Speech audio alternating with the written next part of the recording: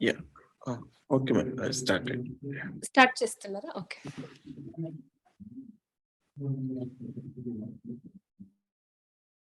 Namaskaram, my dear masters, my dear friends, and my dear gods. Welcome to Atma Deepo Bhava. After that wonderful meditation from our Grand Master Prabodh Ji, we are now beginning with our wisdom sharing session. Today our topic is Divine Feminine, and our speaker is our Master Gayathri. Welcome, Master Gayathri. Thank you, Bharatiji. I firstly would like to thank our superhero, Brahmarshi Pitamaha Patriji, and to Dr. Newton, Dr. Lakshmi ma'am, and to our great Grandmaster Prabodh Ji. It is really a great honor for me for being here today with all of you, sharing this space. I would like to thank each one of you for giving me this opportunity. So today our topic it's Divine Feminine. So before we dive into this topic, we should understand, and we already know that our earth, it has duality inside. It has got darkness as well as light, and there is no light without darkness. When we are in dark, when we see a ray of light, then that's when we realize, oh, we were in darkness. So they both coexist. Likewise, divine feminine and divine masculine, these qualities, they coexist. When I talk about divine feminine, we usually get the notion of a woman, but I would like to stress on the fact that irrespective of the gender, we have both feminine and masculine qualities inside. Each and every person has both those qualities inside. Today, we'll mainly focus on divine feminine. So the intuition, creativity, compassion, acceptance, forgiveness, softness, gentleness, these are some of divine feminine qualities. And courage, action-oriented, goal-oriented, leadership, protective nature, these are all some of divine masculine qualities. The divine feminine is something which is there within us already. We should learn to connect with it. Somehow from past many years, men and women, we got disconnected from our true nature. And we should learn to connect with it now. And it is really a need of the hour, I must say. Why we need to connect with it? It's because when you don't connect with, when you don't have love within inside, how can you share the love with the others? When you don't respect yourself, how can you respect others? If you have so much of anger inside, what comes out is anger, hatred, the killing, whatever is happening, what we see at this point on time on Earth planet, that's exactly is what is happening, right? The same, what we have, we reflect and we project onto others, onto the society, onto the world where we live in. So it is really, really very important to understand and accept who we are and to connect to our true nature. In today's session, we try to understand the myths around divine feminine, which we have been hearing since our childhood, and some of which we would have experienced by ourselves since our childhood. And we also will learn the practices that we can do, and the things, the subtle things that we can follow to move ourselves towards the divine feminine qualities. So the first myth that I would like to talk about is a woman. When, like I said, when you talk about divine feminine, a picture of woman comes into the mind, and we think that women should be kind and women should be very giving. There is no doubt that woman has this giving nature, but we should understand and we should learn that giving should come from the space of love. If we are giving just because you have to project yourself as a good mother, good wife, good daughter-in-law. That's basically is what you're pretending. That's not what you are. And even the male people in our family, they expect a woman to be like that. I have seen my mother to be like that. She has not done anything for herself even till today. She sacrificed everything for the family. That's what I learned. Okay, sacrifice is a great thing. I should sacrifice myself. I should sacrifice my interest. I should sacrifice for my family. That's what I've been programmed.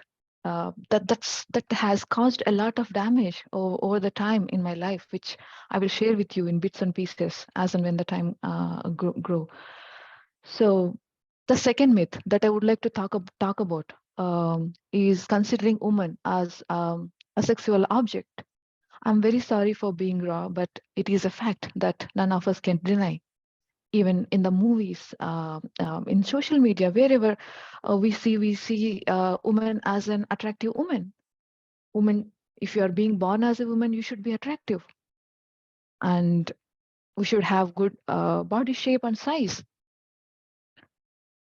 I will share my personal experience. Whenever I'm from a middle class family, and I'm being born and brought up in a village, and our main income is agriculture.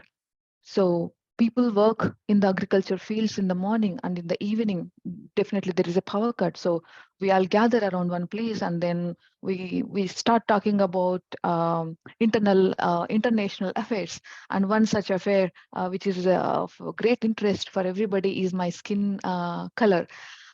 I'm the only person who is being born as brown skin in the family. My brother, who is a very much white skinned, milky skinned person.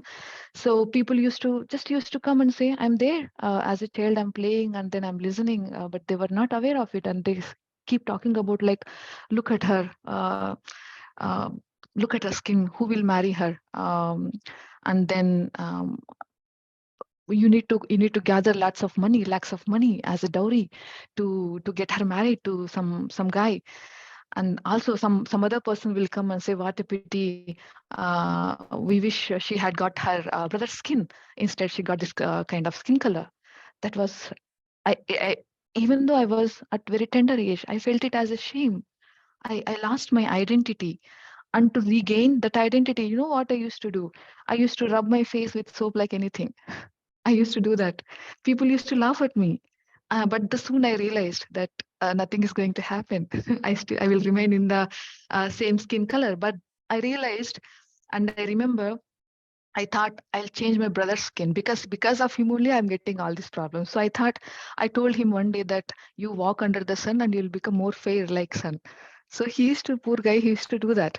Uh, See, because at that age, how my mind has been programmed, and that programming, whatever was there, it was there till few months. I mean, I couldn't let go of it. It was somehow deep down within my cells. It is there. So that's what happens. I'm not blaming anybody talking like that. It is very natural. They are very ignorant. They don't know that all these things would happen. Many of the blogs, whatever we get, not only me or anybody else, we get from childhood, because our parents, our society, they are ignorant of the facts. They don't have the right wisdom.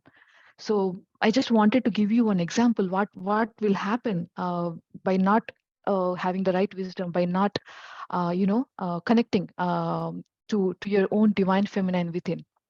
The another myth that I would like to talk about today is woman is incomplete without a man and without the children. So usually woman is been considered as a machines to produce children. That too, a male child is necessary, isn't it? I mean, I have seen many people talking about male child who will make them move away from Punnama, Narakam, and other stuff. So even everybody, most of our mindset is being programmed to think like that. And also, if you see, I have seen in my friends and in my surroundings when I was growing up, that the girls used to say, child will get married and will go to another house anyway. So why to get her educated? Why do we need to invest so much money? Anyway, we have to give dowry, right? So why do we need to invest money in educating her? That mindset is there. If a middle class man, if he can only afford education of one child, he will go and make his male child educate more and more, rather than her girl child who is more who is scoring more in the education.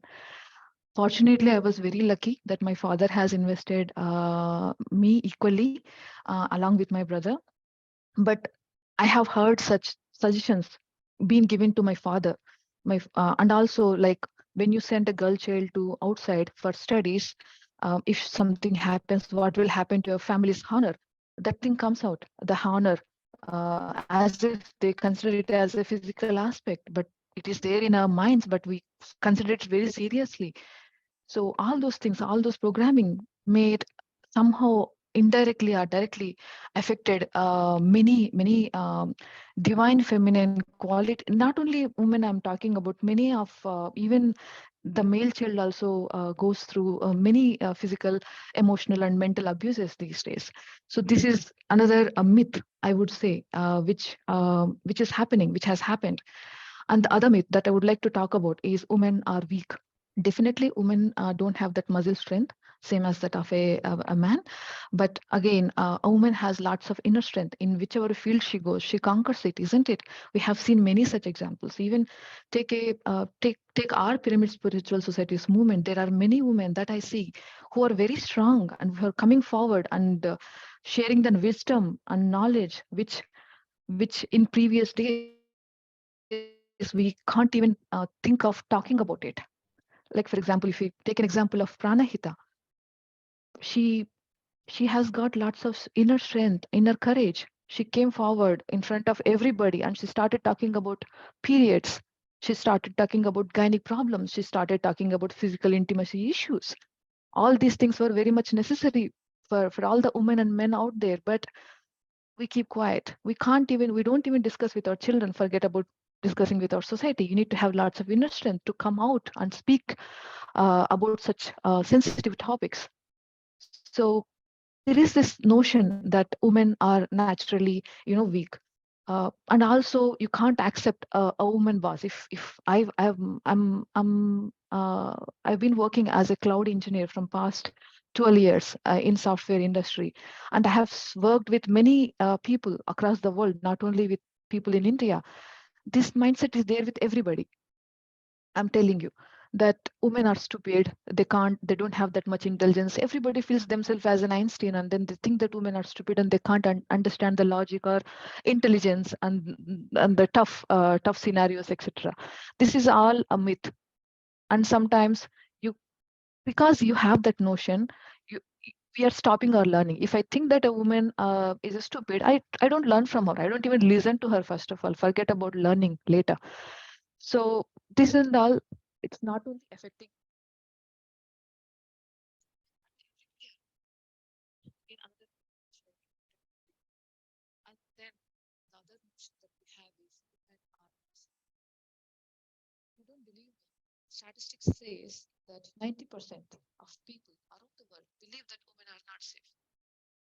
You need a man to feel secure. You need a man to feel it is really needed.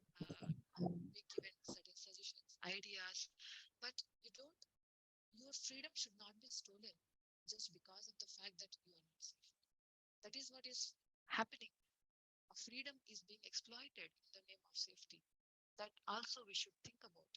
I'm sure many of you must have must be able to connect with the experiences that I'm sharing here. And the other myth is you are a woman and you should be good. Woman means you should be good. You should not express your anger. Come on, how can you shout? You are a woman. You should have this tenderness. You should have this gentleness. You should be accepting, isn't it? And another notion, my practical experience is women should not laugh louder. I love laughing and I laugh louder. And my mother used to say, "Woman, being a woman, how can you laugh like that? You are laughing like a demon." She used to say, and I used to think that why I can't even laugh. And she used to also say, "If you laugh today, you will cry tomorrow." And then I was scared to laugh. Even if I get, even if somebody is cracking jokes, I was scared to laugh. And also, on a serious note, there are many things which is happening because, we should, Patriji always says I always remember him saying that we should come out and speak, because many of us are not coming out and speak, and not telling the society, not telling the world what we have gone through, what we are going through. If our child comes to us, says that, Mummy, this has happened to me, I went to somebody's house and something happened to me, then I will say, instead of supporting her and standing for her and exposing that person, whosoever has done anything bad, I would say, shh, don't say to anybody, our family's honor will get affected. I can't marry you if you expose this to anybody else. Because you are suppressing that, you are not only damaging your child's confidence and courage, you are also giving that person an opportunity to go and exploit somebody else, isn't it? If you come out and speak, then the other woman, the other mother will be careful next time. She learns a lesson from your experience. But somehow we have this myth that the honor, the goodness, the family, everything is in our mind. We I'm not we are Nobody is bad. Okay, no one. It's just because of the ignorance. Again, I'm saying that we are not aware that what might happen. Now, since we are talking about it, we are hearing many stories, and we have divine feminine sangha to talk compassionately and to listen compassionately about all these things. We are learning them, but our parents, our ancestors, no one knew how to react. Just ignorance sometimes is very dangerous. That's what I understood. That's what I learned. It is very contagious.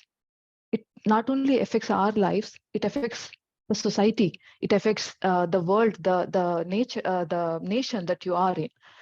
And the other myth, the last myth, which I've learned, is woman can't get salvation if she is in female body. I was surprised when I heard this. I think in spiritual people, whosoever were there in the previous times, I think they brought this notion that if you want to get salvation, you need to take a birth as a male child and then practice. So, but that is literally a myth. We know that already, because in our pyramid spiritual societies movement, I see many female masters who are already enlightened. Right? If I start taking the list, time will not be sufficient. Starting with Swarnamala Patri Madam, Pranahita Garu, Lakshmi Newton Garu, and many such masters. They all are enlightened masters. They are there in front of us. They are there in the female body. So this is again another myth. So we have understood, and I'm sure you must have connected with one such experience which I have shared previously. Now we should learn and understand how we can regain our power, how we can regain our energy that we lost. So I will share some practices which I am following and I have been following. There could be many other practices which must come from many other masters. So I would say to learn from all the many masters. Like, some of the information that I'm sharing here is the knowledge that I have gained from the masters I have mentioned before. So one such practice is to be authentic. We should learn to be authentic. We should not pretend to be someone else. We are here to be us. We should accept ourselves as is. We should not pretend to be somebody else. If we don't accept who we are, if we don't accept the darkness and the light within us, how can we be happy ever? The ultimate purpose of anybody's life is to be happy, isn't it? That's what Prabodh sir says. That's what we have been believing, we have been practicing. How can we be blissful if we don't accept ourselves? If we are not authentic to ourselves, we should be very much authentic. We are not anybody else. There could be some people whom we can draw inspiration and we can start implementing things, but we should not pretend to be anybody else. We should be us. So the authenticity is very, very important. And also we should be unapologetic. We should learn to say no. Saying no is very difficult for me. Also, when even when I was studying, when I was in college, saying no is very difficult for me. uh, I used to think, what will the other person, that the other person might feel bad. I don't want to make other person feel bad. I'm here to please everybody. That kind of mentality will be there because of the belief system, the things that you have seen, the things that you have learned. But we should let go of it. We should learn to say no. If you don't like to go out with your team for lunch or for dinner, say no. What will my team think? They might not help me if I have any problem next time because it might look rude. No, don't. You should not. We do not need not to think anything. We should learn to say no. If you don't want to cook, you should learn to say no to your husband. I can't cook today. I don't want to cook. We can order food or you can cook on your own. And also, we should learn to accept no. Sometimes it is very difficult to accept no. We should also learn to accept no. And the other thing that I truly believe, which is very much needed to connect to our divine feminine factor within us, is to connect to our inner beauty, to connect to our compassion. How can we connect and increase our beauty? Definitely, the creams that we apply, the beauty parlors that we go, they give us temporary beauty. They add temporary beauty to us. That there is no doubt in that. But how can we attain everlasting beauty? I strongly believe that it can only happen through a compassionate heart. I will share one personal example here again. I went to India a month ago for 1 month, and I went to Kartal. I spent 7 to 8 days there. So every day at 5 o'clock, I wake up, I go to the pyramid, I do meditation, I come back, do breakfast, lunch, dinner, etc. And I go back to sleep. And next day, the same routine. So 2 days have passed. The third day, what happened? I was having dinner, and I've seen dogs who were waiting for the food. They were hungry, and then they are just waiting. They are not coming on to us or putting their mouths into my plate. Nothing. They are just waiting patiently. They are waiting for the food.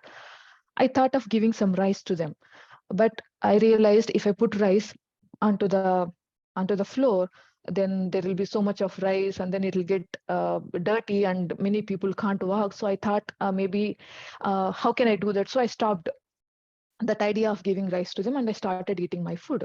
But at that point in time, I witnessed a great thing. What was happening? There was a person who was standing, and in Kartal we get 2 rotis to start with, and some rice, right? So he was giving all the rotis to the dogs. Because it is a roti, the floor doesn't get damaged, and they were eating it with very much eagerness. They were so hungry. Just by looking at that scene, I you know it just reminded me of Shirdi Sai. It reminded me of Ramana Maharshi. I don't know who that person was, but he showed me oneness in practice. My tears were flowing with happiness, and my heart was so happy. I wanted to go and talk to that person, but I realized I'm not that in that balanced state. So maybe probably I'll go and talk tomorrow. But I finished my dinner. I went to Shaktisthal, Patreji Shaktisthal, and I shared this experience with him. It was as if my eyes got a value for their existence. And the next day, I went to pyramid again for the meditation, and I noticed that person was nothing. He was a security guard. I've been going there from past 2 days, but I didn't notice. But that day, I noticed, oh, you are that person. I went to that person and I asked, are you the one who gave food rotis to the dogs? He said yes. And then, but he was afraid to say yes because he said that many people don't appreciate giving food. That's why I make sure that nobody sees when I give food. I felt very happy and I said, you did the right thing. And I will also continue doing the same thing from today onwards. And from that day onwards, I even started following the same thing. I started taking rotis and I start giving it to the animals. See, that person, he's a security guard. He works a lot. He needs to have more food, but he was sacrificing half of his food for the sake of animals. So by just being vegetarians and by not eating animals, is it a compassion? He has shown me another level of compassion. Compassion has no limits. I don't remember his name. I don't have his phone number. I know I haven't even taken a selfie with him, but he has his that master's kindness act has made a huge impact on me, on my heart, and it is there in my memory. It will be there forever. Why is it needed that I need to take a photo or take a phone number, etc. So that's what a compassion can do to others. Compassionate heart is like a crown that we wear, which gives us everlasting beauty. And later I kept on thinking that, okay, for 8 days, okay, we give food, that's fine, but what will happen for the rest of the time?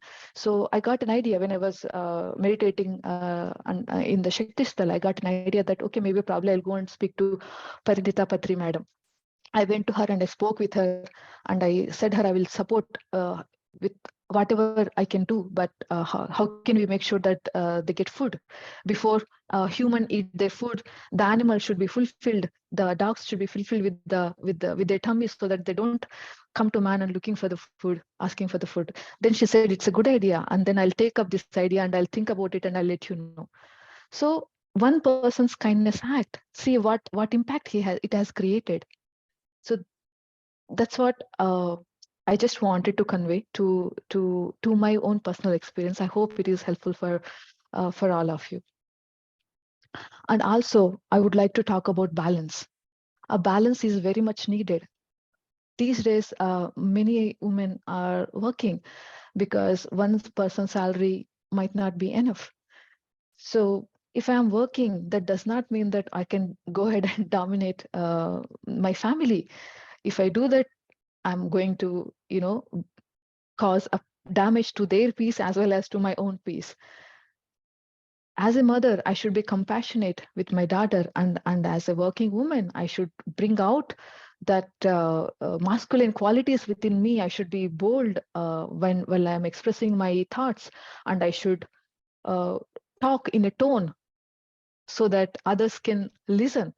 Sometimes in the work culture, what happens if you are tender, if you are sweet, if you are gentle, that's how you will get suppressed.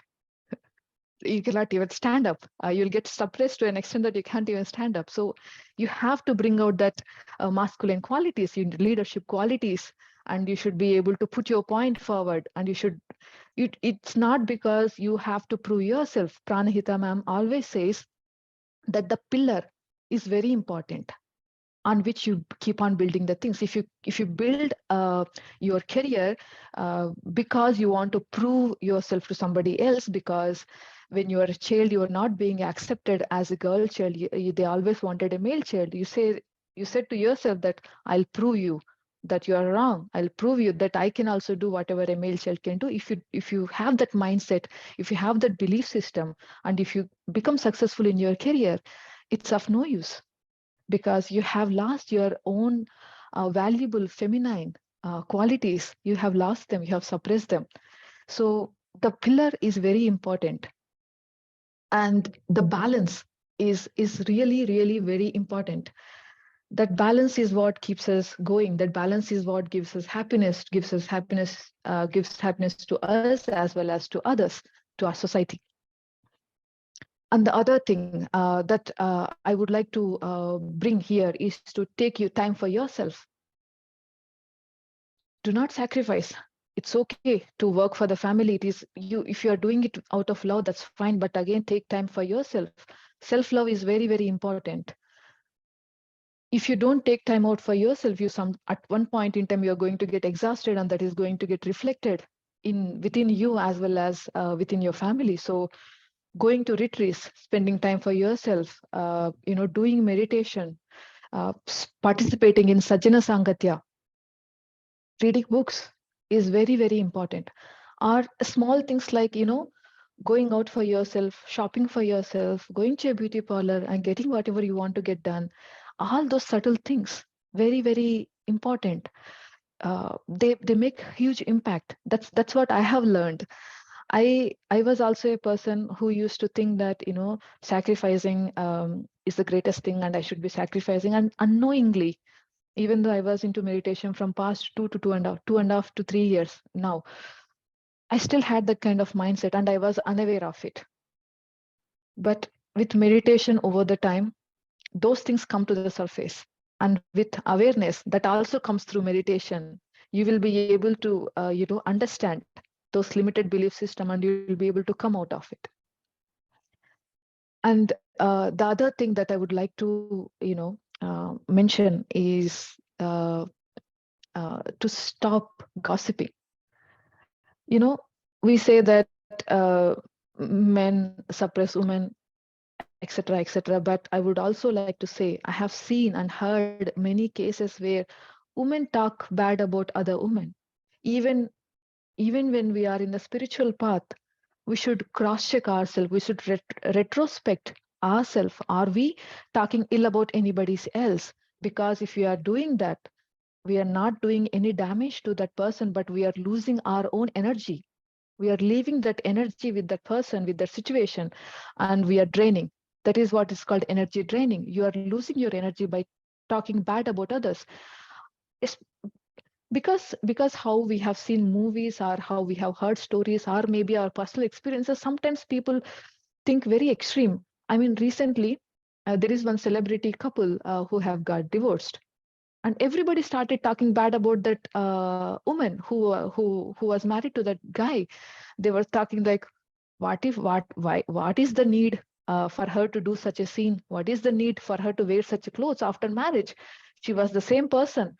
What is the need for that person to marry her in the first place? But all these things, what is the need? What is the need? Why is she's married into a good family? What is the need for her to do such roles and to do such scenes, etc., etc.? All these things, a woman spoke to me. I was very much surprised that how easy it is. If anything wrong happens, the first blame goes to woman, and the woman is doing that. A woman is blaming another woman. We should understand all these things. We should think, and we should be aware. The awareness is the key here. We should be aware of our own thoughts, of our own belief systems, of what we are talking, what is coming out of the mouth. We should talk less and we should only talk truth. If you don't want to talk truth, keep quiet. That's what Patriji sir says, right? So we should keep quiet if you don't have anything. We should listen more and talk less. So by practicing all these things, with the practice of meditation, with the practice of Sajjana Sangatya, by being with the right people, it always helps us a lot. So these are some of the things that I wanted to discuss today. I'm not sure how much time we have, but I will take 5 more minutes if it's okay with all of you. And I would like to talk about Divine Feminine Sangha. This is one such platform. After I come into meditation, within just a couple of months, I connected to this Divine Feminine Sangha platform, and I met many great masters through this platform, and they are now very good friends. I'm very much fortunate, I would say, to have met our founder, Pranahita. She's really a great master who is helping us, many people like me, guiding us in the right direction. When everybody was hiding the things, I mean, if even this is the first time I'm coming out and talking about such sensitive issues. Even though I was into meditation before, I used to support as a co-host, but I never came into the into people, group of people, and started talking about it. I'm now able to talk about it because I took the inspiration and I overcome whatever the limited beliefs and the issues that I have had. So she came out into the limelight and she started talking about the periods and the period blood. I used to think that period, I've been told that women get periods because they have bad blood inside them. I felt, very bad because why is that only women has bad blood? Why can't men have? Why don't men have bad blood? My mom said men don't have such problems. Only women have such problems. I felt victim. Like, okay, maybe I did something wrong. Women did something wrong that we got into this body, and that's why many women across the world they rejected their feminine qualities, and then they started. When we reject something, we get an energy block inside, and that over the time, what happens that comes out as a disease in our physical body. That's how many women got irregular periods, gynec issues. They're not able to conceive child. They're going through so much of trauma because we don't have right knowledge. After joining Divine Feminine Sangha, we've learned the right things. We have accepted ourselves. I've seen with my eyes many women, they have got many problems, gynec issues and other problems, but they just got cleared because they got the right knowledge, the right guidance, and the right meditation. And also, Pranahita has taken many such initiatives, and one such initiative is compassionate listening. You need somebody to listen compassionately when you are going through so much of pain and suffering. You don't want anybody to judge you. First of all, we don't discuss anything, isn't it? How many of us discuss our own problems with others? We can't even discuss with our parents. So through compassionate listening space, many women used to come and join. We don't record, we don't publish it anywhere. We just gather and we understand, we listen, we learn, and we share our love energies. So through that, I have seen many women, they felt really relieved. Sometimes just compassionate listening is enough. It itself is a healing. So, yeah. So if you are also would like to know more about it, to want to know and learn other dimensions of it, I recommend you to connect and get the wisdom from our YouTube channel, Divine Feminine Sangha YouTube channel, and also go and do inner child workshops. I strongly recommend inner child workshop because I recently went to India and I attended inner child workshop at Quantum Life University, and I can see the transformation that it has brought in me. There were hundreds of women there who also got transformed. So such workshops, such retreats, spending time for yourself is very, very important. That's what I have learned, and I thought of sharing with all of you. And I'm sorry if I've taken more time. And I would like to thank Bharati ji, and I would like to thank our Grandmaster Prabodh ji, and to each and every master for giving this opportunity once again. Thank you. Master, you have time and any questions? Yes, I have time. I'm sorry that I took a lot of time. No, I'm you on still time? have time. Yeah. Okay, thank you. Masters, any questions, please?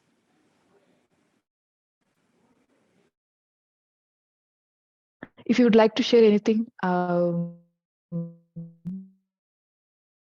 are more than happy to share, because I am also here to learn. I just shared what I learned, but I am here to learn from you as well.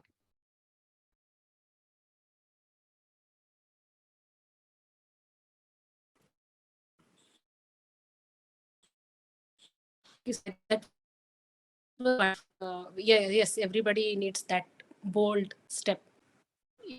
Yeah. Basically, my brought up was like, though we come from a village background, my dad had a very communistic ideas, and luckily we grew up in a very free kind of environment, and he used to bypass all the rules for Very nice. he gave priority to the freedom. Wow. So that was Amazing. wonderful. Amazing. Claps to him. Yeah, thank you.